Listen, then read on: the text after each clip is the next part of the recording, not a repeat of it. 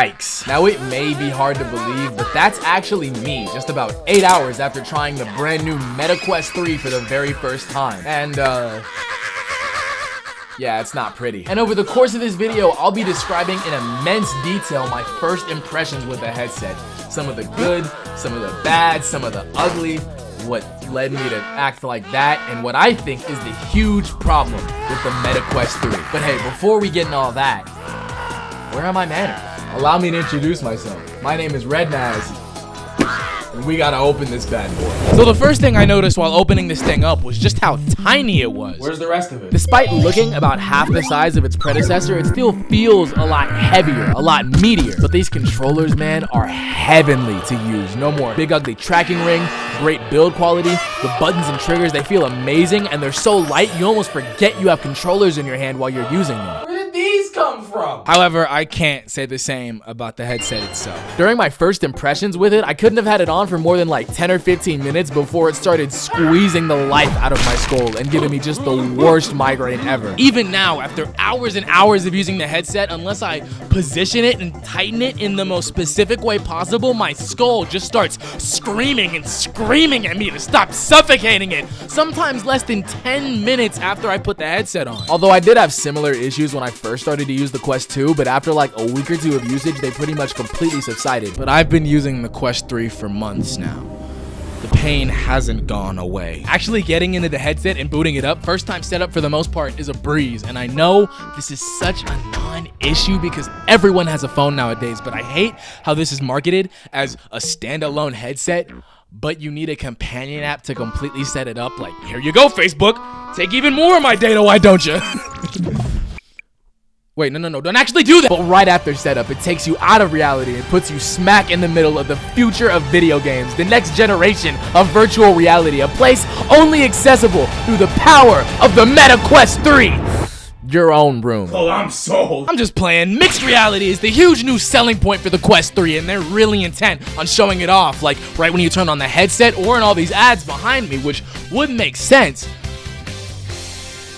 if it didn't look so poo-poo. The screen recordings and commercials behind me are honestly not even close to what the actual pass-through looks like, and there's no way for you to know that for sure without putting on the headset and seeing for yourself. So instead of doing that, here's an artist's rendition of what the mixed reality pass-through actually looks like, and I bet you can imagine how disappointed I was when I put the headset on and experienced that for the first time. You'd think with this thing being twice the price of its predecessor, they would have sprung for something a little better than some 2016 Android cameras. Why does the pass-through look better in screen recordings than it does in real time? What's up with this weird little warpy thing that happens whenever my hands pass in front of the headset? Now, it's not all bad. It is better than the Quest 2's pass-through, but that's only because the Quest 2's pass-through looks like you're viewing life through the eyes of a visually impaired T-Rex. Yeah, the quality isn't the best, but if I'm being honest, it doesn't really take away any enjoyment from any of the mixed reality games. All you have to do when launching one up is let the headset scan your surrounding area. Gonna be just a second.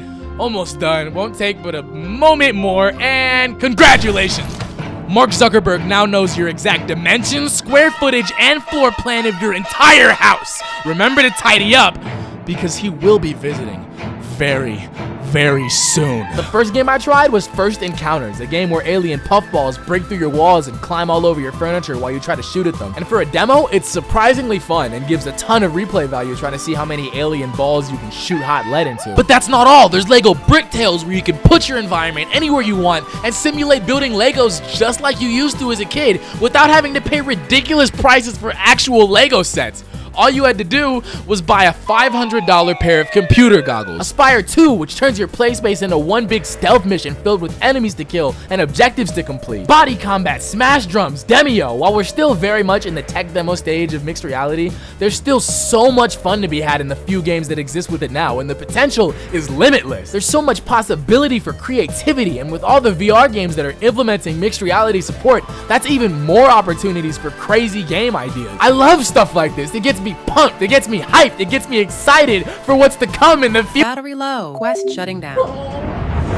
The battery life on this thing is abysmal. I don't know how Meta thought they were gonna get away with this. Obviously, it depends on how intensive your game of choice is, but regardless, you aren't gonna see more than 2 hours of playtime with this thing on. Even less if you're constantly using pass-through like I like to do. It just once again makes me wonder why this headset costs so much more than its predecessor without improving on some of the most basic features imaginable. Like, it's honestly the most confusing thing ever. Do they want people to spend as little time as possible on the headset? Are they physically and mentally incapable of extending the battery life in any meaningful way? They can't be that stupid. They're Facebook.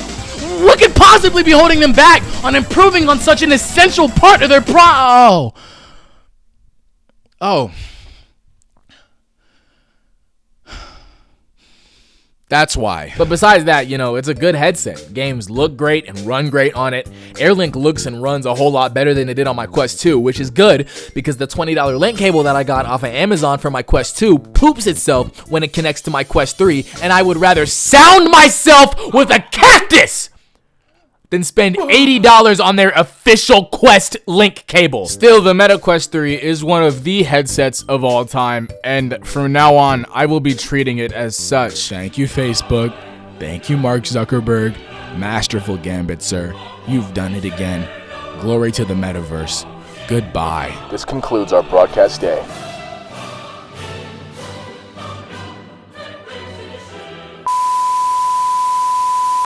What? No, that can't be it, man. You haven't even hit the 10-minute mark yet. Come back. Keep talking. Please. Stop screaming. Look, if I had anything more to say about the Quest 3, then I would say it, but there's almost nothing else interesting about this headset to talk about. Sure, it's a great product and all, but out of the box, it doesn't really do or have anything impressive enough to wow me and make me want to yap about it for like 20 minutes like I usually do. It's just such a nothing burger of a VR headset, which I guess leads me to my main question about it. Who did they make this for?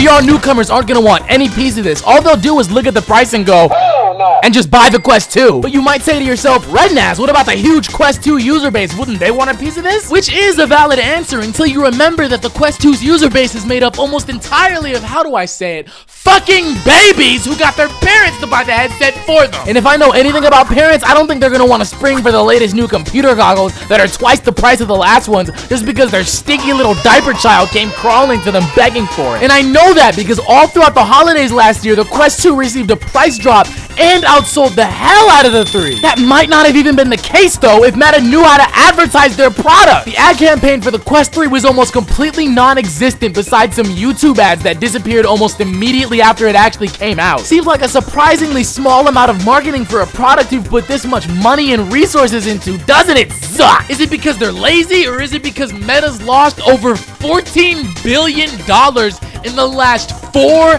years? I'm sorry, what was that? You don't say. Well, I'll be damned. $14 billion in the last year alone. $42 billion in the last 4. Maybe they haven't been advertising because they're embarrassed with how little software shipped with the headset. I mean, I know it's a common thing for new consoles to come out with almost no games available, but you would think they would have given us a little more than one small game to help demonstrate the power and potential of this new mixed reality trash they're pushing. Almost no marketing and only a handful of games on launch, which just leads me back to my original question. Who did they make this for? Oh my God! You know what? I'm tired. I need rest. Maybe if I get a good night's sleep, I can wake up with a clear head in the morning and come up with a better conclusion for this video.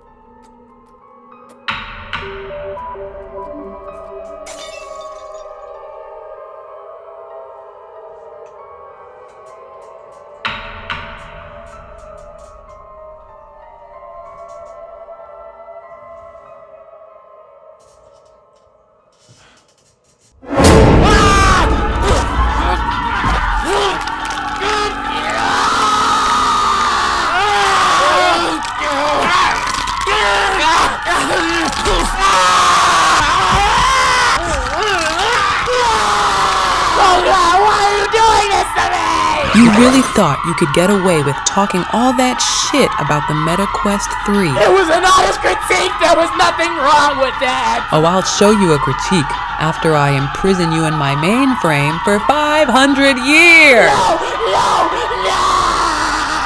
He is 15, and I met him when I was like 17 something. I don't fucking know. Dude, back off. Oh my god.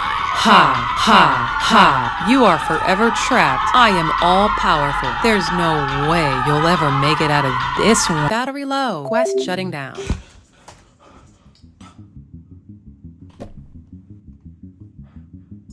I know what I must do.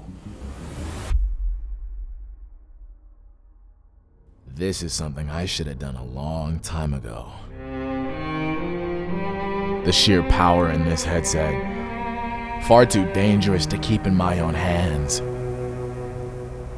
So that day I was forced to make a decision. But sometimes in life, you need to make the hard decisions in order to keep the ones you love safe.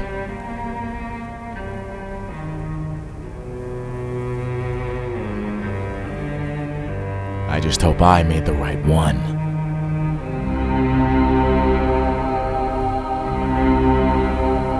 See, sometimes in life, certain things just leave you speechless.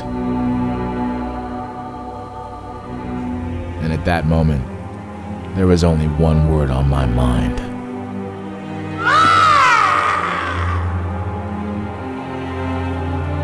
Yeah, whatever the fuck he just said.